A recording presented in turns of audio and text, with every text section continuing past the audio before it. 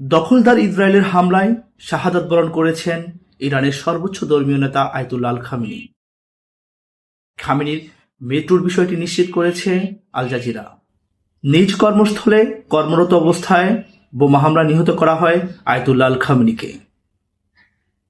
খামেনির মৃত্যুর পরবর্তী মধ্যপ্রাচ্যের পরিস্থিতি আরও উত্তপ্ত হয়ে পড়েছে। এমত অবস্থায় এটি প্রভাব ফেলতে পারে দেশটির ক্রীড়াঙ্গনেও। 11 জুন থেকে শুরু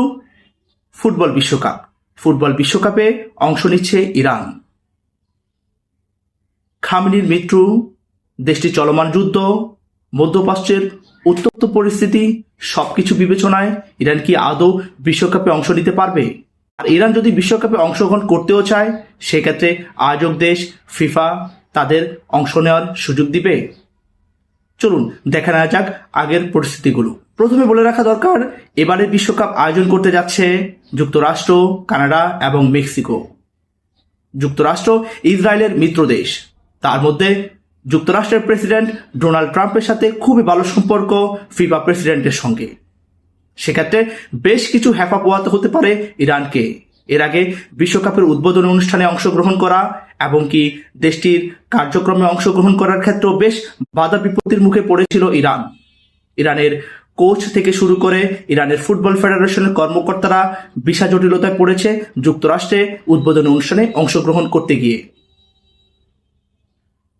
যেহেতু বর্তমানে ইরানের সঙ্গে ইসরায়েলের একটা যুদ্ধ চলছে এবং ইসরায়েলের মিত্র দেশ আমেরিকা, সেক্ষেত্রে আরো বড় বাধার মুখে পড়তে পারে ইরান।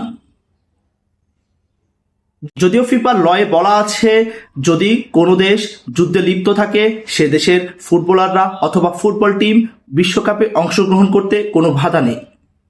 তবে শুরু থেকে শেষ পর্যন্ত ফিফার পক্ষ থেকে ফিফার মনিটরিং টিম খুব সূক্ষ্মভাবে পর্যবেক্ষণ করে দেশটির উপর, দেশটি কোনো জেনোসাইড চালাচ্ছে কিনা, দেশটি কোনো নিরাপদ মানুষ অযুক্তি কিনা, সেই দিকটি বেশ সূক্ষ্মভাবে বিশ্লেষণ করে থাকে ফিফা অথবা ক্রিকেট ফেডারেশনের কর্মকর্তারা।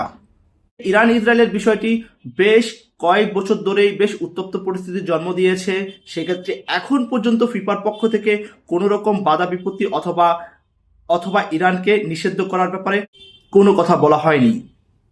তবে ইরান তাদের সুরক্ষার কথা বিবেচনা করে, ইরান তাদের পরিস্থিতির কথা বিবেচনা করে হয়তো এই বিশ্বকাপে অংশগ্রহণ নাও করতে পারে। তবে বিষয়টি এখন পর্যন্ত কোনো নিশ্চয়তা পাওয়া যায়নি।